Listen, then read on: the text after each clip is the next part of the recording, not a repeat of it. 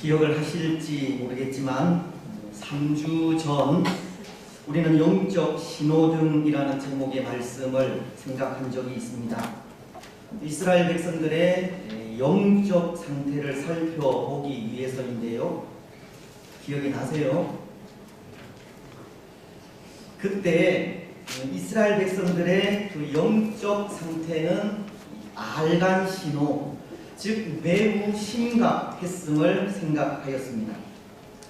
그들은 종교적으로 이 신앙의 순수함을 잃어버리고 있었고, 하나님을 예배하는 예배도 참된 예배가 아닌 하나님과 이방신을 함께 섬기는 종교적 혼합주의에 빠져 있었기 때문입니다.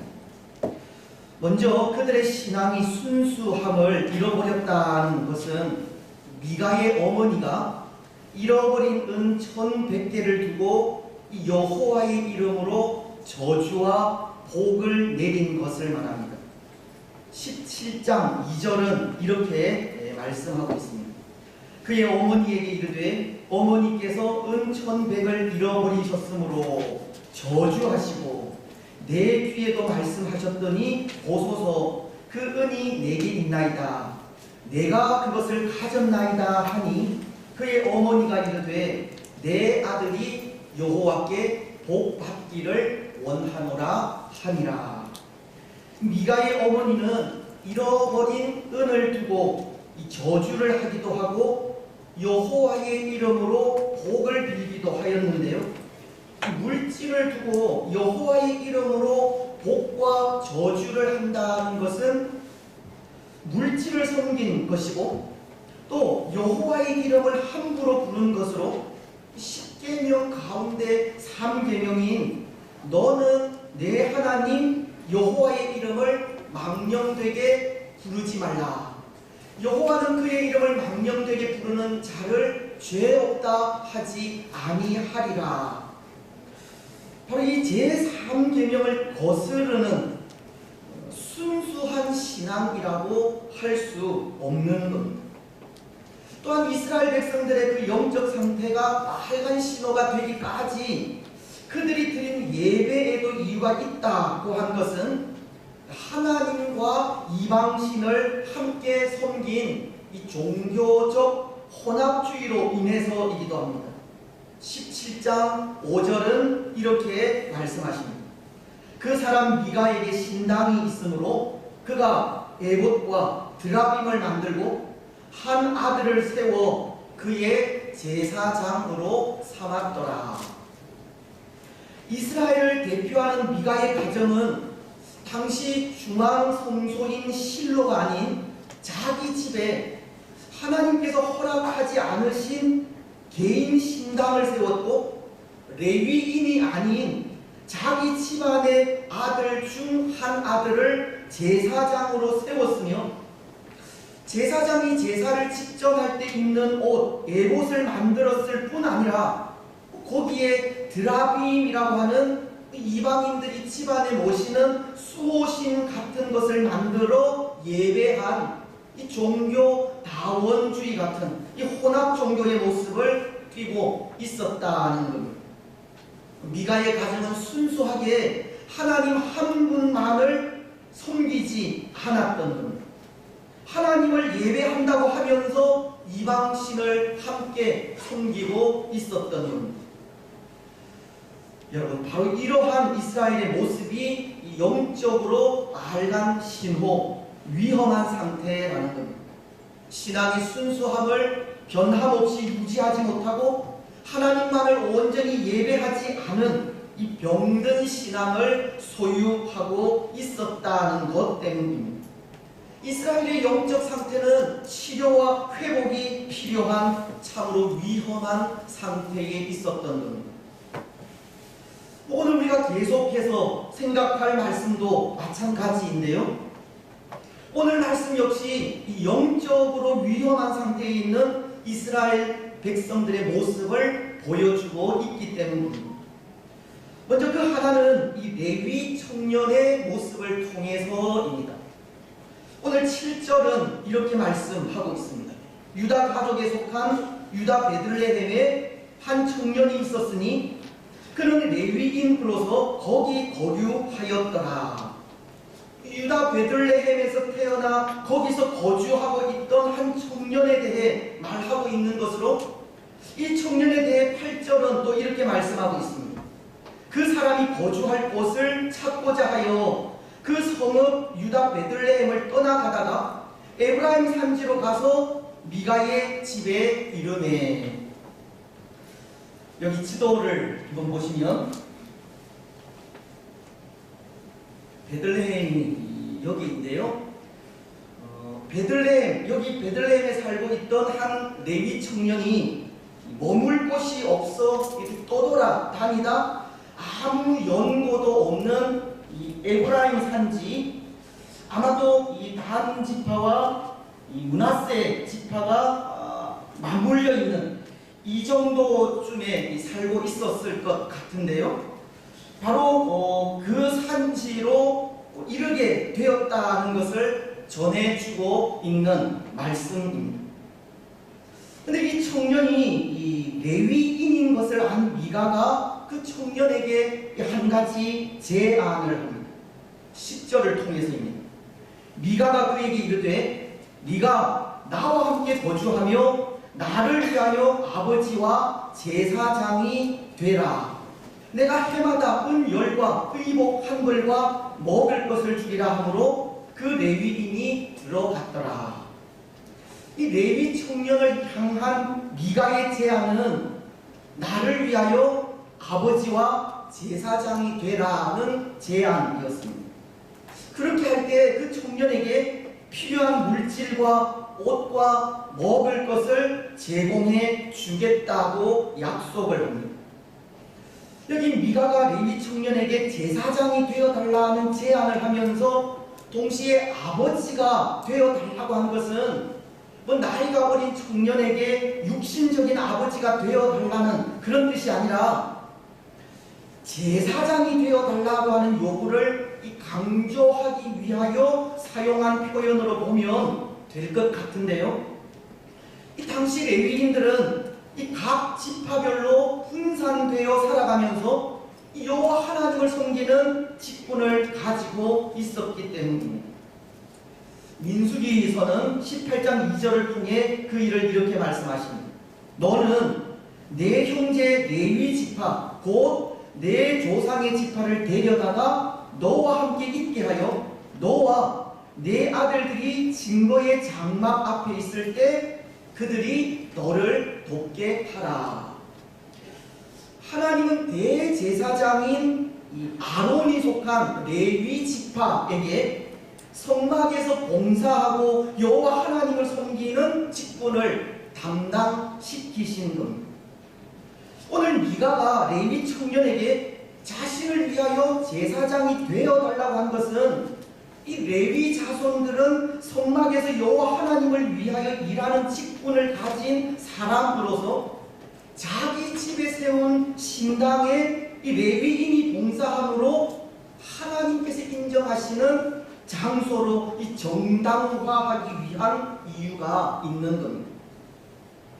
때로 에브라임 지파인 미가가 그 아들 가운데 한 사람을 제사장으로 세우기는 하였지만 율법이 레위의 후손들에게 제사장의 그 임무를 위임한 것을 알고서는 자기 집에 찾아온 이 레위 청년에게 제사장 직분을 제안하면서 그것으로 완벽한 이 개인 신당을 구축할 수 있을 것이라 생각하게 되었다는 것입니다. 그래서 13절은 이렇게 말씀하고 있지 않습니까?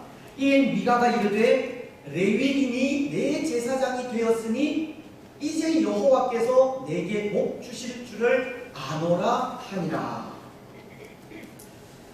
미가는 자기 집 신당에 우상을 세워놓고 제사장 가문의 레위인을 개인 제사장으로 앉히고서는 이제 여호와께서 복을 주실 것이라고 이 개인 신당을 정당화하고 있는 겁니다.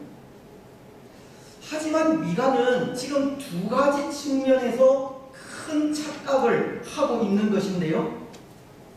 그 하나는 하나님을 섬기는 목적이 자기 자신의 복을 위함이라 생각한 점이고, 또 하나는 하나님을 섬기는 데 있어서 레위인 제사장을 세우는 이 외적인 조건만 갖추면 하나님께서 인정하실 것이라 생각한 점입니다.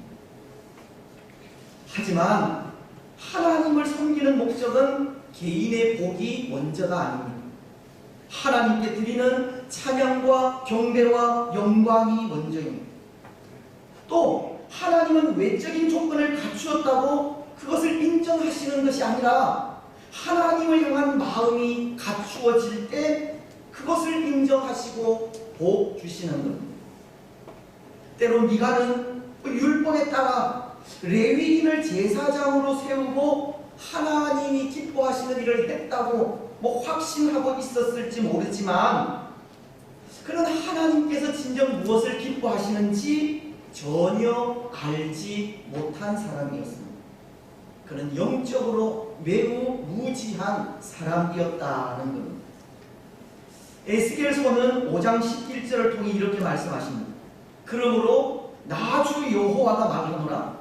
내가 나의 삶을 두고 맹세하노니 네가 모든 미운 물건과 모든 가증한 일로 내 성소를 더럽혔은즉 나도 너를 아끼지 아니하며 긍휼을 베풀지 아니하고 미약하게 하리니. 하나님은 이 미가와도 같이 하나님이 가증스럽게 여기는 것을 섬기고 탐욕으로 성소를 더럽히는 자들에게 긍휼을 베풀지 않는다고 하시는 겁니다. 매사가 자기 기준대로 이 종교적인 삶을 살아가면서 그것이 하나님께서 기뻐하시는 일이라 생각하는 자들을 미약하게 하십니다. 미약하게 하신다는 것은 은혜를 거두어 가신다고 하는 의미입니다. 여러분, 그렇다면 오늘 우리는 어떻습니까? 오늘 우리도 하나님을 섬기는 목적이 우리가 받을 복 때문은 아닙니까? 또 직분을 가지고 봉사의 삶을 살아가는 것도 그것을 하나님께서 인정하시고 알아주기를 바라는 마음이 있기 때문은 아닙니까? 우리 기준대로, 우리 생각대로 하나님을 섬기면서 그것이 하나님께서 기뻐하시는 일이라 생각하고 있지는 않습니까? 하지만 그것은 다 우리의 착각일 뿐입니다. 영적인 무지에서 나오는 우리의 생각일 뿐입니다. 하나님은 미가서 6장 6절로 8절을 통해 이렇게 말씀하시기 때문입니다. 내가 무엇을 가지고 여호와 앞에 나아가며 높으신 하나님께 경배할까? 내가 번제물로 1년 된 송아지를 가지고 그 앞에 나아갈까? 여호와께서 천천의 순양이나 만만의 강물 같은 기름을 기뻐하실까? 내 허물을 위하여 내 맏아들을, 내 영혼의 죄로 말미암아 내 몸에 열매를 드릴까? 사람아, 주께서 선한 것이 무엇임을 내게 보이셨나니 여호와께서 내게 구하시는 것은 오직 정의를 행하며 인자를 사랑하며 겸손하게 내 하나님과 함께 행하는 것이 아니냐. 사랑하는 여러분, 하나님께서 기뻐하시는 것은 우리 자신의 복과 평안을 위한 삶이 아닙니다. 하나님께서 기뻐하시는 것은 우상에게 하듯 무수한 제물로 나아가는 것도 아닙니다. 하나님께서 기뻐하시는 것은 정의를 행하고 인자를 사랑하며 겸손하게 하나님과 함께 행하는 것입니다. 오늘은 정의를 행하고 인자를 사랑하며 겸손하게 하나님과 함께 행하며 나아가시기 바랍니다.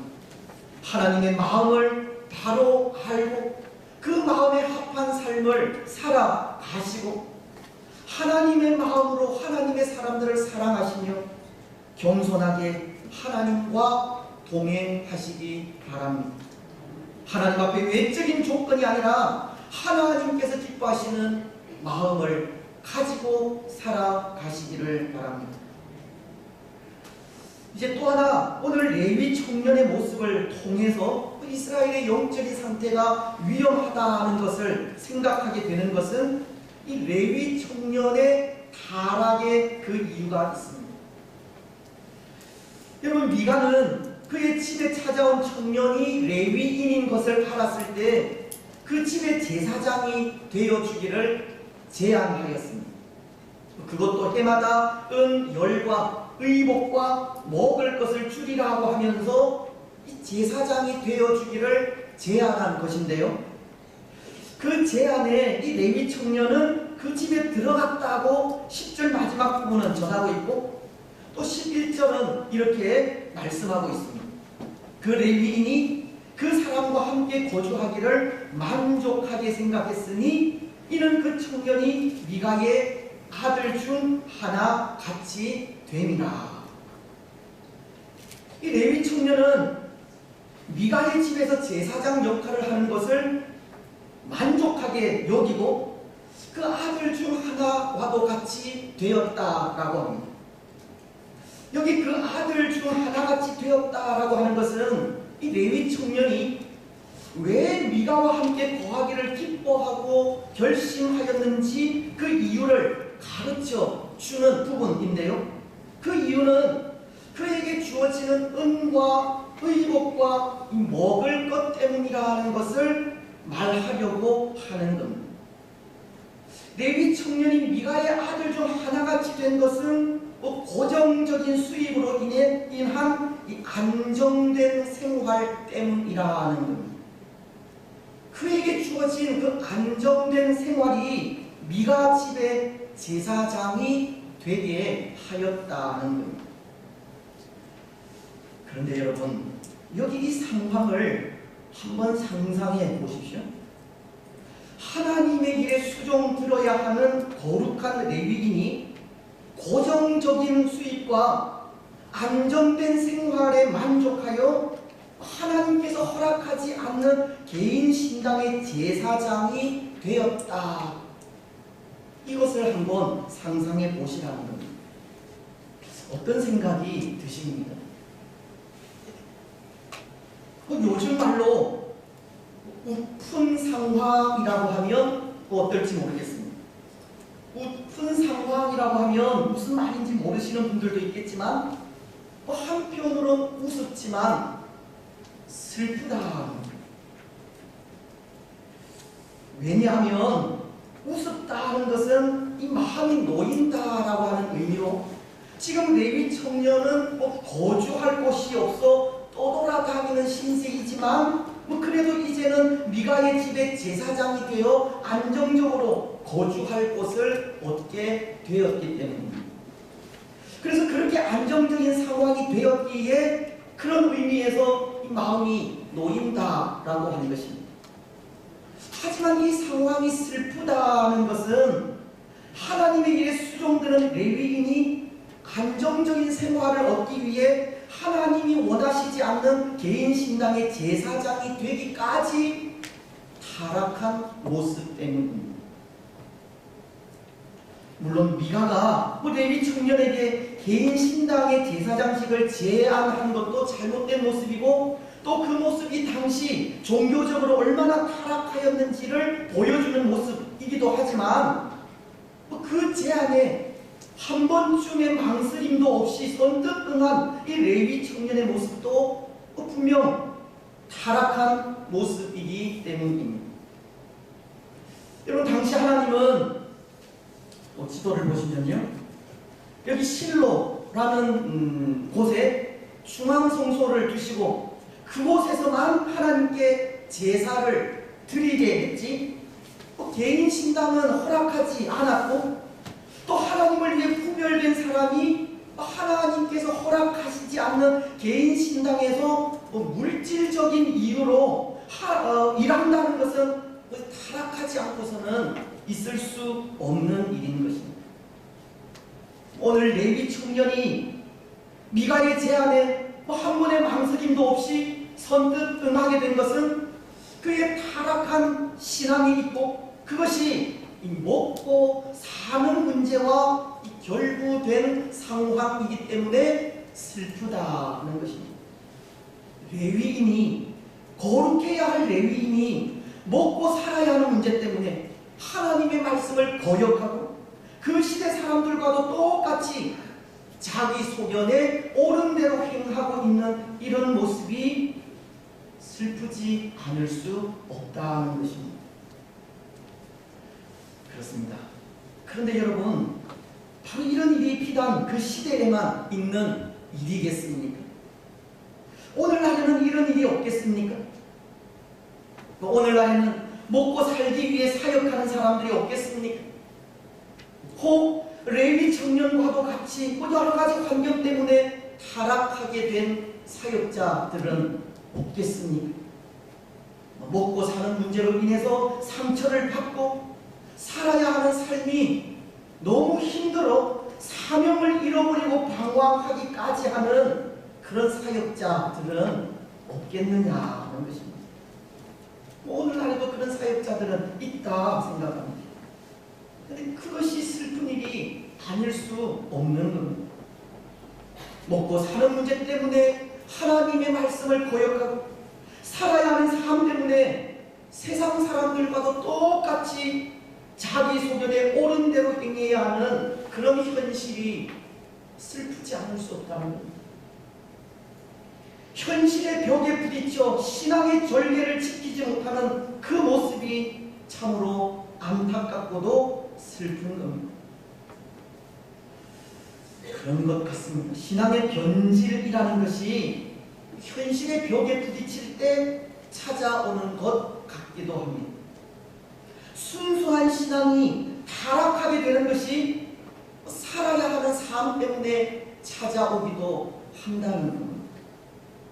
십자가보다 영광이 앞설 때 신앙은 변질되고 구원으로 인한 영원한 소망보다 현실의 복이 앞설 때 신앙은 타락하게 되는 겁니다. 오늘 이 시대가 그런 시대가 되지 않았습니까? 십자가보다 영광이 앞서는 시대가 되었습니다. 번영신앙을 말하는 시대가 되었습니다. 십자가로 인한 구원이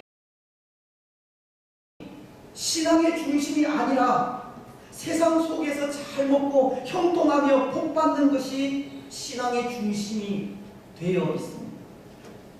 복은 하나님을 잘 섬길 때 자연적으로 따라오는 것이지만 주객이 전도가 되어 우리 삶의 번영이 마치 성공적인 신앙인 것처럼 전해질 때가 많습니다. 하지만 이 삶의 번영이 우리 신앙의 중심이 되면 그 신앙은 이미 병들어 있는 신앙입니다. 변질된 신앙이고 타락한 신앙이라는 겁니다. 신앙의 순수함을 잃어버린 신앙입니다.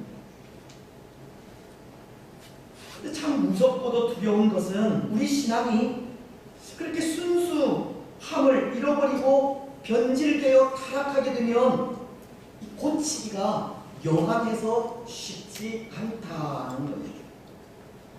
오늘 레위 청년과도 같이 이 물질에 거짓된 것에 가증스러운 것에 우리 신앙을 팔아버리면 회복하기가 어렵다는 겁니다. 한번 잃어버린 신앙은 그 처음으로 되돌리기가 쉽지 않은 겁니다. 그래서 다윗은 그런 고백을 했는지도 모르겠는데요. 그가 밧세바로 인해 범죄한 후 회개하며 나아갈 때 시편 51편 10절을 통해 이렇게 고백하고 있었습니다. 하나님이여, 내 속에 정한 마음을 창조하시고 내 안에 정직한 영을 새롭게 하소서. 다윗은 범죄로 인해 잃어버린 그 처음 마음을 안타까워하면서 내 속에 정한 마음을 창조해 달라고 하였고 내 안에 정직한 영을 새롭게 해 달라고 하였습니다. 잃어버린 그 마음을 다윗 자신이 회복할 수 없다는 겁니다. 하나님의 그 창조의 능력이 아니고서는 다시는 새롭게 될 수 없다는 겁니다. 순수함을 잃은 신앙, 병든 신앙은 회복해 가기가 그렇게도 힘든 겁니다. 여러분, 혹 오늘 우리가 그렇지 않습니까? 그 신앙의 순수함을 잃어버리고 다시금 그 신앙을 회복하기에 발버둥 치고 있지는 않습니까? 때로 먹고 사는 문제 때문에, 때로 살아야 하는 삶 때문에 신앙을 잃어버리고 그것을 안타까워하면서 다윗과도 같이 내 속에 정한 마음을 창조해 주시고 내 안에 정직한 영을 새롭게 해달라고 간절히 간구하고 있지는 않습니다. 분명한 것은 오늘 우리가 그런 마음으로 하나님 앞에 기도하며 나아갈 때 하나님은 그런 우리의 마음을 알아주신다는 겁니다. 우리 속에 다시금 정한 마음을 창조해 주신 정직한 영을 새롭게 하십니다. 여러분, 오늘 우리는 신앙의 순수함을 다시 회복하셔서 먹고 사는 것보다 또 살아야 하는 삶보다 하나님과 동행하는 것을 더 좋아하는 순수한 신앙인들이 되시기를 바랍니다. 이제 마지막, 오늘 이스라엘 백성들의 신앙이 위험한 상태에 있다는 것이 그들에게는 하나님의 나라로서 그 공동체성이 사라지고 있었기 때문입니다. 앞서도 언급을 하였지만 7절로 8절을 통해 이 레위 청년은 거주할 곳이 없어 떠돌아다니게 되었다라고 하였는데요. 오늘 이스라엘이 하나님의 나라로서 그 공동체성을 상실하였다는 것이 바로 이런 모습으로 인해서입니다. 레위 청년이 거주할 곳이 없어 떠돌아다니기까지 돌아보지 않았다는 것 때문입니다. 이 레위인을 정처 없이 떠돌아다니게 하기까지 그 하나됨을 상실하였기 때문입니다. 여러분, 구약시대 이 레위 지파라고 하면 어떤 사람들입니까? 이들은 하나님을 섬기기 위해 구별된 사람들입니다.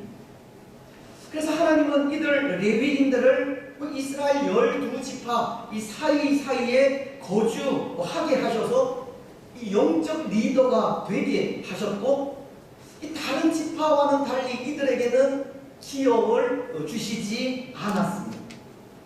왜냐하면 구별된 지파로서 하나님만을 바라보며 살아가게 하신 것이고, 또 이들이 12지파와 더불어 살아가면서 보이는 그 거룩한 삶을 통해서 그 12지파의 도움을 받으며 살게 하셨기 때문입니다.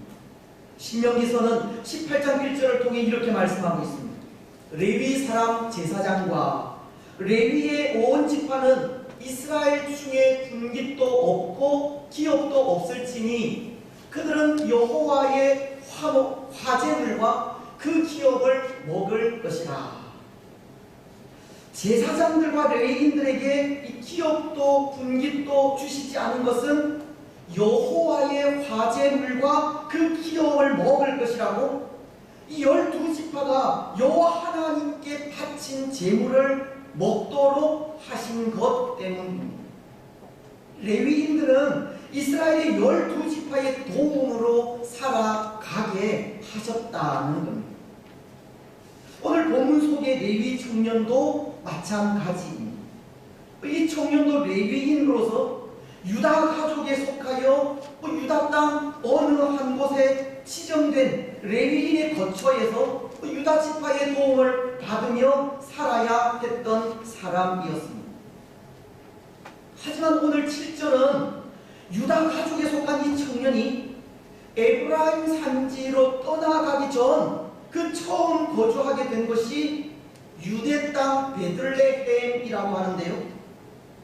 아마도 이 청년의 가족이 베들레헴에 정착하여 그곳에서 살게 되었기 때문이 아닌가 생각합니다.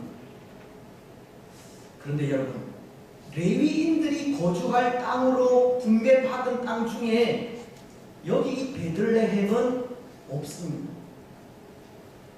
여호수아서 21장은 하나님이 레위인들에게 분배한 땅이 이스라엘 전역에 48성읍이라 기록을 하고 있지만 그 48성읍 중에 이 베들레헴은 없다는 겁니다.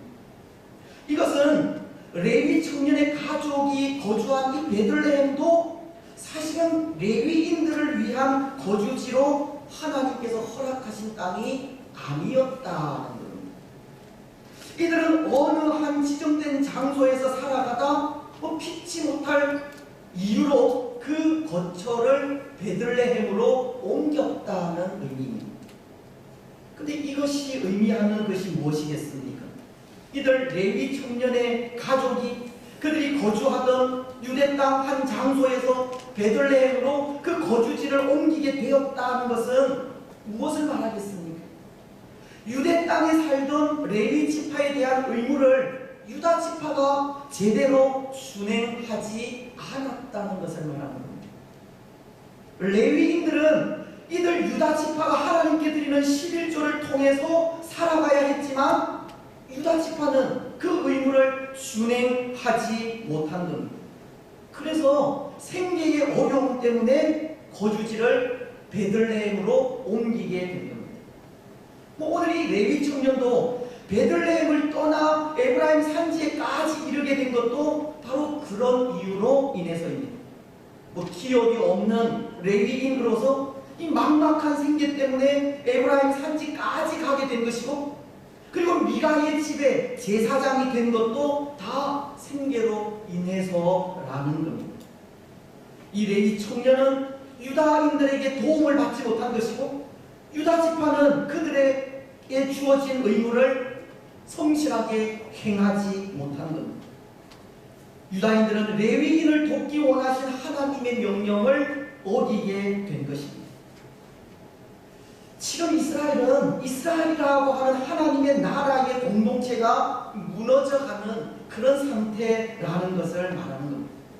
이스라엘은 하나님의 말씀도 없고 하나님의 나라라는 이 공동체성도 사라져 버린 겁니다.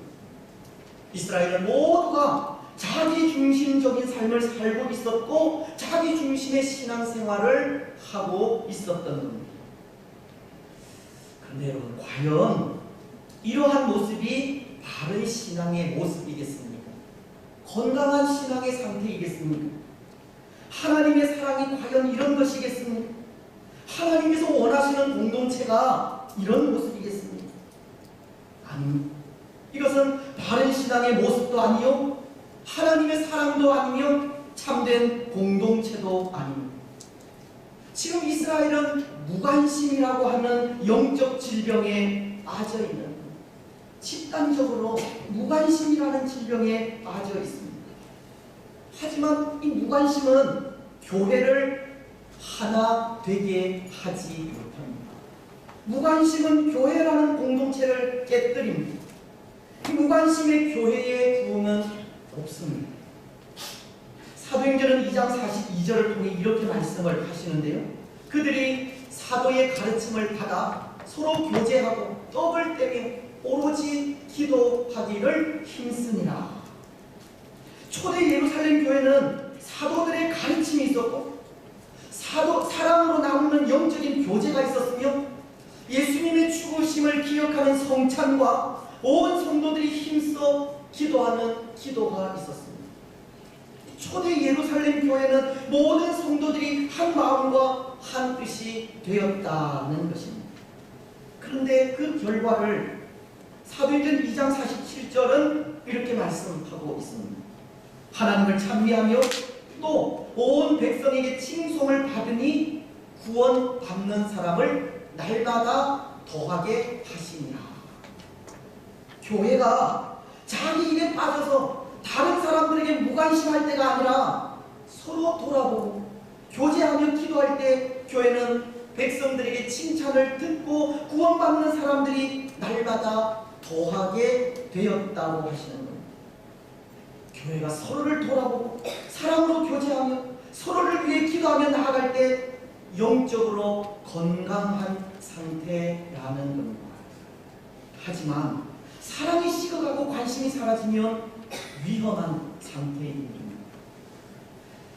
여러분, 때로 오늘날 이 세상은 개인주의로 흘러가고 있지만 오늘 우리는 교회 공동체로서 더욱 하나된 공동체를 이루어 가시기를 바랍니다. 하나된 교회로서 서로를 돌아보지 않는 이스라엘처럼 서로에게 무관심한 것이 아니라 서로에게 관심을 가지고 돌아보며 사랑하며 나아가시기 바랍니다. 그래서 하나된 공동체로서 더욱 건강하고 아름다운 교회를 세워 가시기를 바랍니다. 이제 말씀을 맺겠습니다. 사랑하는 여러분, 오늘 우리는 영적으로 건강한 삶을 살아가시기 바랍니다. 우리가 누릴 복을 위한 신앙의 삶이 아니라 하나님의 영광을 위한 신앙의 삶을 살아가시고 살아야 하는 삶 때문에 신앙을 잃어버리는 슬픈 이야기의 주인공이 되지 마시기를 바랍니다. 서로에게 관심을 가지고 돌아보면서 하나된 교회를 세워 가시기 바랍니다. 그래서 그 삶을 통해 영적으로 더욱 건강한 삶을 살아가는 복된 성도, 복된 교회가 되시기를 주님의 이름으로 축복합니다.